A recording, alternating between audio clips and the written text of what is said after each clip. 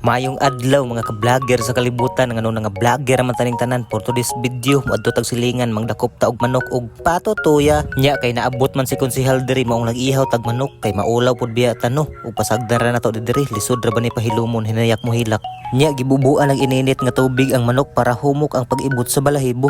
Pasensya na mga viewers ha, nga siya ang naglimpyo ani kay pugson magyud niya nga siya lang lagi daw ang muliho kay kusog ra ba daw siya mukaon. Medyo siya type puding konsehala ni lami apit kantang kugo. Pag human gidala na dayon ni namo sa sapa aron limpyuhan. Paminaw mo iduol inyong dalunggan sa speaker sa inyong cellphone, dili ni hugaw among sapa. Wala ni basura, i-touch noon daghan. Bitaw kaning tawhana, ambot kamunay kabalumulantaw anig tao ba ni. Permiran nimo anhi diri sa balay buntag udto hapon. Timingon pud niya nga tingkao na ba. Maayo pud no, taas kayog panimhot.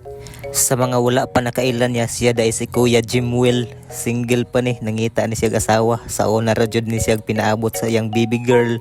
Gitalumtom na lang iyang palad og pinaabot sa mga gusto mag-inquire. Chat lang mo sa iyang Facebook Jimwell Imoy. Taon luya, bagsak presyo ra na kamuray bahala magsabot.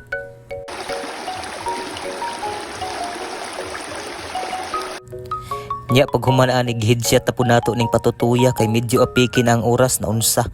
Dayon dalho na po din nato sa sapa kay bason sa nato ang balahibo ani kay kaning pato baga man ni kayog balahibo gud. Dili mo talab ang ininit nga tubig sa iyang lawas pag gidirect na nimog laphaw. Maong need jud siya basundaan. Ah lamia oy. Sumao na to ang procedure lantawa di ba epektibo kaayo humok pa sa utang gabi ibton. Repeat the procedures lang pareha sa paglimpyo sa manok. Kaning sa paa diri ni sila maglangoy-langoy maong sip ra jud kan uning mananapa kay limpyo ra man ilang environment. So mao to ginayat na rin natin ang ating patutuya sa maliit na piraso para magkaapod-apod ang mga tao sa panimalay and that's it. This is Vibes the Handsome.